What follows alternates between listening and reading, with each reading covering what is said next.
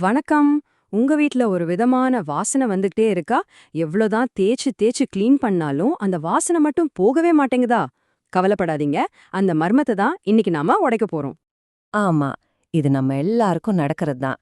வீட்ட பளபளன்னு வச்சிருப்போம். ஆனா எங்கிருந்தோ ஒரு மாதிரி வாசனை வந்துகிட்டே இருக்கும். ரொம்ப கடுப்பா இருக்கும் இல்லையா? நீங்க எவ்ளோ கஷ்டப்பட்டு சுத்தம் செய்றீங்கன்னு எங்களுக்கு புரியுது. ஆனா, நாம பார்க்காத இடத்துல தான் பிரச்சனையே இருக்கு. பாருங்க, இந்த விஷயத்துல நாம மட்டும் தனியா இல்ல. கேசி ஃபின்னு ஒரு பிளாகர் என்ன சொல்றாங்கன்னா, அவங்க கிச்சனை புதுப்பிச்சு 5 வருஷம் ஆகியும் அந்த சிம்னி ஃபில்டரை ஒரு தடவை கூட சுத்தம் செய்யவே இல்லையாம். கேட்கவே ஷாக்கிங்கா இருக்குல்ல. இது ஒரு சின்ன உதாரணம் தான். உண்மை என்னன்னா, இந்த கெட்ட வாசனைக்கான காரணங்கள் நம்ம தினமும் பாக்குற, பயன்படுத்துற இடங்கள்ல தான் ஒளிஞ்சிருக்கு. ஆனா அதையெல்லாம் சுத்தம் செய்யணும்னு நமக்கு தோணவே தோணாது. சரி வாங்க, இந்த துர்நாற்ற மர்மத்தை கண்டுபிடிக்க நம்ம விசாரணைய ஆரம்பிக்கலாம். நம்ம லிஸ்ட்ல முதல் சந்தேக நபர் நம்ம கிச்சன் சிம்னி, அதாவது ரெயின்ஸ் ஹூட். நாம சமைக்கும்போது வர புகை, எண்ணெய் பிசுக்கு எல்லாத்தையும் இதுதான் உறிஞ்சு வெளியே தள்ளும். ஆனா நாம இதை சரியா கவனிக்கலன்னா இதுவே துர்நாற்றத்தோட ஒரு பெரிய ஃபேக்டரியா மாறிடும். இது வெறும் வாசனை பிரச்சனை மட்டும் இல்லைங்க. அந்த ஃபில்டர்ல சேர்ற எண்ணெய் பிசுக்கு ஒரு பெரிய தீ விபத்து ஆபாயத்தை உருவாக்கலாம். இது ரொம்ப ரொம்ப முக்கியமான விஷயம். ஏன்னா இது நம்ம வீட்டு பாதுகாப்பு பற்றியது. அதனால இத அப்பப்ப சுத்தம் செய்யறது ரொம்ப அவசியம். சரி, உங்க சிம்னி ஃபில்டரை சுத்தம் செய்யறதுக்கு முன்னாடி அதை என்ன வகைன்னு தெரிஞ்சுக்கணும்.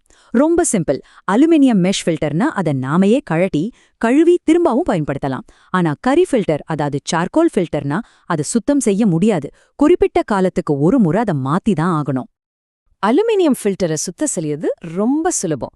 முதல்ல அடுப்புல ஒரு பாத்திரத்துல தண்ணிய கொதிக்க வச்சு அந்த ஆவியில ஃபில்டர்ல இருக்கிற பிசுக்க இலகச் செய்யுங்க. அப்புறம் அதை மெதுவா கழட்டி நல்ல சூடான சோப்பு தண்ணியில ஒரு 1/2 மணி நேரம் ஊற வைங்க. அப்புறமா ஒரு சாஃப்ட் பிரஷால தேய்ச்சா போதும்.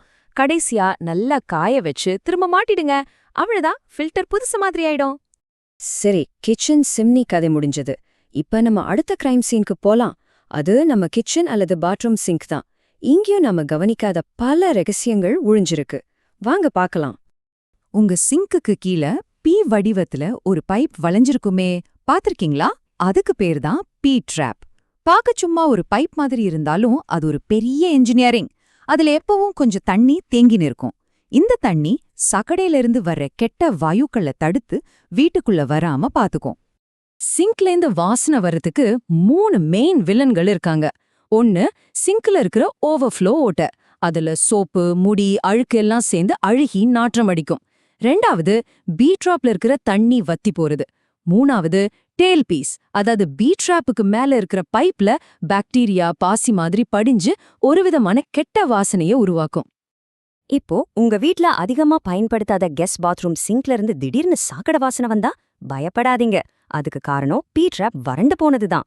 இதுக்கு ஒரு சூப்பர் சிம்பிள் சொல்யூஷன் இருக்கு. ஒரு ஜக் நிறைய தண்ணிய அந்த சிங்க்ல ஊத்துனா போதும். பி ட்ராப்ல மறுபடியும் தண்ணி நிறைஞ்சு அந்த வாசனைய உடனே தடுத்துடும். சரி, வாங்க நம்மளோட 3வது இடத்துக்கு போலாம். நம்ம வீட்டு ஓவன். சமைக்கும்போது சிந்துற சின்ன சின்ன உணவு துணுக்குகள் காலப்போக்குல கருகி போய் ஒவ்வொரு முறை ஓவனை ஆன் பண்ணும்போதும் ஒரு விதமான கெட்ட வாசனைய உருவாக்கும். பொதுவா ஓவன்ல 2 ஆட்டோமேட்டிக் கிளீனிங் ஆப்ஷன்ஸ் இருக்கும். ஒன்னு செல்ஃப் கிளீன். இது ரொம்ப அதிக சூட்ல பிடிவாதமான கரைகளையெல்லாம் சாம்பலாக்கிடும். இது ஒரு டீப் கிளீனிங் மாதிரி. இன்னொன்னு ஸ்டீம் கிளீன். இது குறைஞ்ச சூட்ல நீராவிய பயன்படுத்தி லேசான கரைகளை இளக வைக்கும். இது ஒரு குவிக்கான மெயின்டெனன்ஸ் மாதிரி. ஓவனை சுத்தம் செய்யறத பத்தி பார்த்தோம். சரி, இப்ப அதே ஓவனை பயன்படுத்தி எப்படி வீடு முழுக்க ஒரு நல்ல வாசனைய பரப்பலான்னு பார்க்கலாமா? இது ஒரு சூப்பரான ஹேக். இந்த டிப்ஸை நோட் பண்ணிக்கோங்க. 2 மூடி வெனிலா எக்ஸ்ட்ராக்ட ஒரு சின்ன ஓவன்ல வைக்கக்கூடிய பாத்திரத்துல ஊத்துங்க. அத ஓவன்ல வச்சு 300 டிகிரி ஃபாரன்ஹைட் வெப்பநிலையில 1 மணி நேரம் சூடுபடுத்துங்க. உங்க வீடு முழுக்க ஒரு இனிமையான வெனிலா வாசனை பரவிடும். திடீர்னு விருந்தினர்கள் வர்றதுக்கு முன்னாடி இதை செஞ்சா ரொம்ப நல்லா இருக்கும். ஓகே, இதுவரைக்கும் வந்த பிரச்சனைய எப்படி சரி பண்றதுன்னு பார்த்தோம். ஆனா வர்றதுக்கு முன்னாடியே தடுத்தா இன்னும் சூப்பர் இல்லையா? அதனால இந்த மாதிரி துர்நாற்றங்கள் வராம எப்படி தடுக்கலான்னு சில டிப்ஸை இப்ப பார்க்கலாம். இந்த சின்ன அட்டவணை ஒரு நல்ல வழிகாட்டி. உங்க சிம்னி ஃபில்டரா மாசத்துக்கு ஒரு முறை டிஷ் வாஷர்லயும் ஒரு 3 மாசத்துக்கு ஒரு முறை நல்லா ஊற வச்சு தேய்ச்சும் சுத்தம் பண்ணுங்க. சிங்க் வடிகால்களை வாரத்துக்கு ஒரு முறை சூடான தண்ணி ஊத்தி சுத்தம் செய்யுங்க. ஓவன்ல ஏதாவது சிந்துச்சுன்னா அது ஆறிய உடனே தொடச்சிடுங்க. இதெல்லாம் சின்ன சின்ன பழக்கங்கள் தான், ஆனா பெரிய மாற்றத்தை ஏற்படுத்தும்.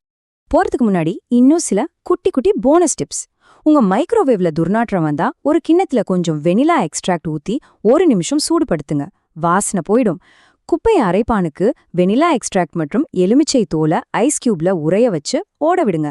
சும்மா ஒரு கிண்ணத்துல வெனிலாவுல நினைச்ச பஞ்ச வச்சாலே போதும், ரூம் ஃப்ரெஷ்ஷா இருக்கும்.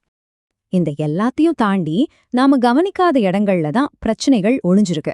சரி, இப்ப நான் உங்களை ஒரு கேள்வியோட விட்டுட்டு போறேன். உங்க வீட்ல நீங்க கண்டுபிடிக்கிறக்காக வேற என்ன மாதிரி மறைக்கப்பட்ட சுத்தம் செய்ய வேண்டிய வேலைகள் காத்துக்கிட்டு இருக்குன்னு நினைக்கிறீங்க? கொஞ்சம் யோசிச்சு பாருங்க. அடுத்த முறை இன்னொரு சுவாரஸ்யமான விஷயத்தோட சந்திப்போம்.